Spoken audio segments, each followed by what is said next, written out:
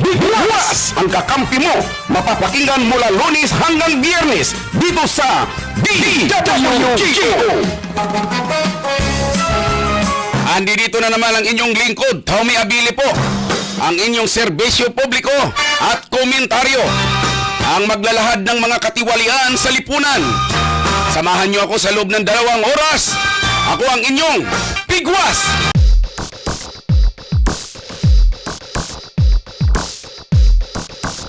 Ating ka rin naipatay yung mga eskwelahan that serves the need of your constituents that goes along the City Mayor. Well, maraming ako napatayo ng mayor ako, pero ngayon na tapos na yung term ko after 9 years, ay minomonitor ko pa rin kasi siyempre concern ko pa rin dahil being from Olongapo City, dito ako pinanganak, dito ako lumaki, ay siyempre, part pa rin yan ng buhay namin, okay? So, minomonitor namin, siyempre, mga pinagawa ko eskwela, tinitignan ko rin kung nare-repair, siyempre, pag tumatagal yan, nagbe-breakdown. Ang pinaka-importante dito yung mga bata, no? Kasi kailangan maganda ang edukasyon nila because they are the millennium age, no?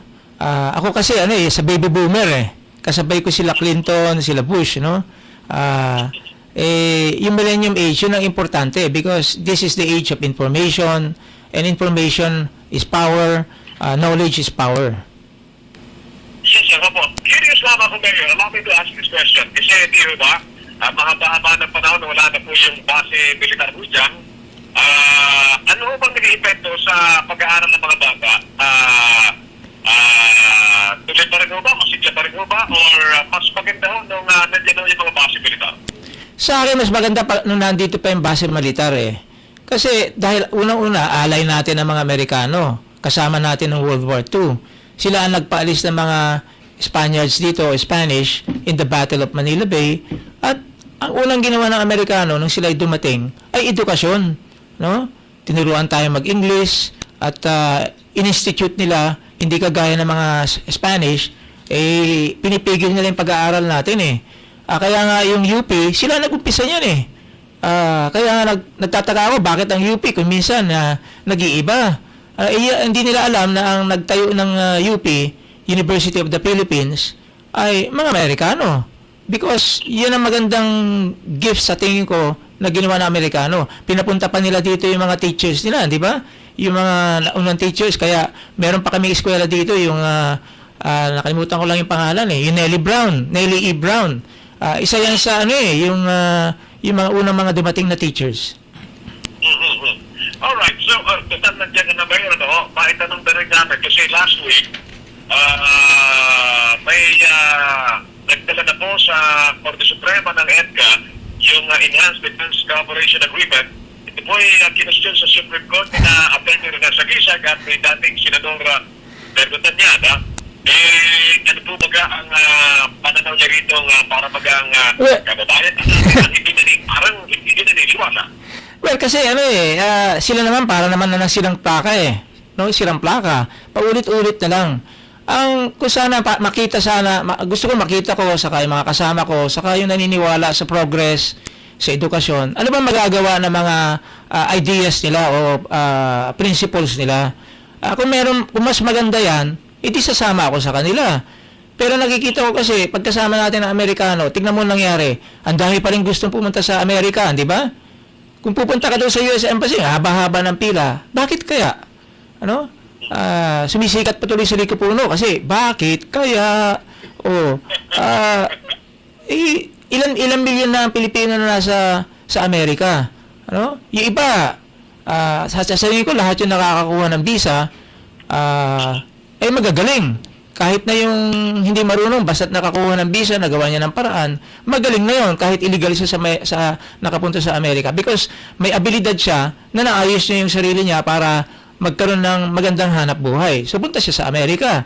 Hanggang ngayon, sa tingin ko, yan pa rin yung land of milk and honey. Pero hindi dapat ganoon Kailangan, dapat sila Senator Tanyada o si Senator Sagisag, kaibigan ko naman yung mga yan Si Senator Tanyada, nakasabay ko ng congressman ako. Si Rene Sagisag, naging abogado rin yun ng pamilyang Gordon.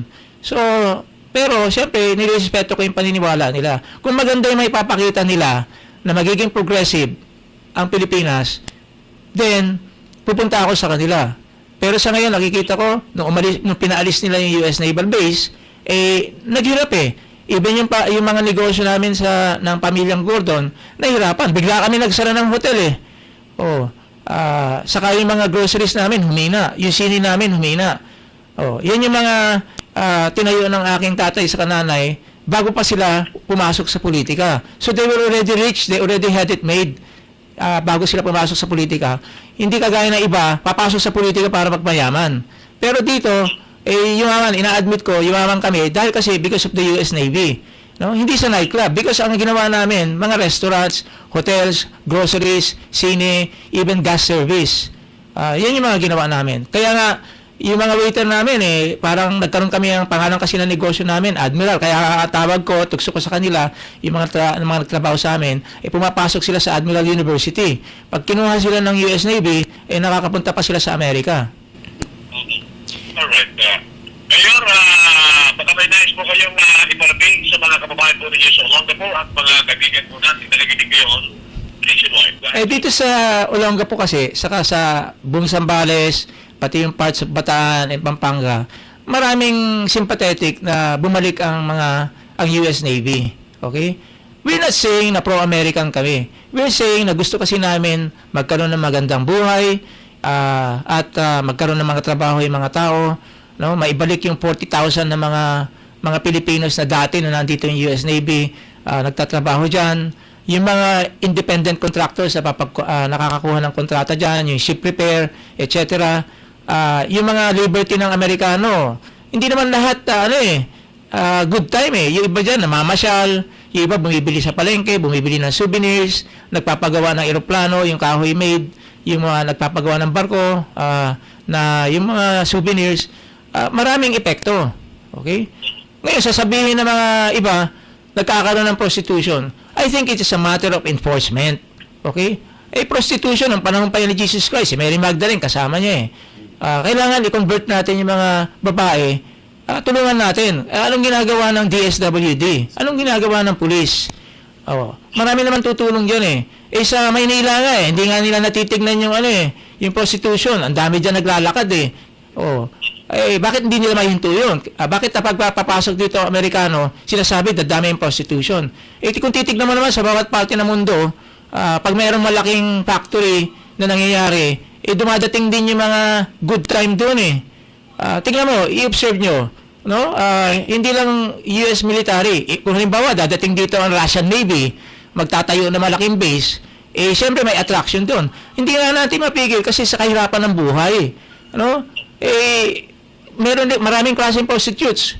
Meron yung political prostitutes na judge na nababayaran. Ang tingin ko doon, prostitute din eh. Meron mga politiko na nababayaran, prostitute din yun. Mga political prostitutes. Kaya, yung EDCA na yan, sige, ilaban nila sa Supreme Court. But, the die is cast already. No? Ako kasama ko si President Noynoy Aquino for 3 years. No? Alam niya ang amoy ko eh. Alam ko rin ang amoy niya. So, I am for him in doing this, yung sa EDCA. Because it is for the betterment of our people. For the betterment of the security of the region, for the betterment of our livelihood, and who knows, pag nabantayan yan kasama ang ating Philippine military na marami tayong makukuha dyan sa US Navy o sa Armed Forces ng US, kailangan natin ng pampalakas, ay mababantayan natin yung Spratlys o Kalayaan Islands, baka in the future, ma-explore natin, makuha natin lahat yung mga natural gas na yan, we might be one of the biggest producers of natural gas in the world. That's right. Mayor, well said. Mayor James Bong Gordon, maraming salamat po tayo po mula sa Olongapo City, sir. Well, maraming salamat.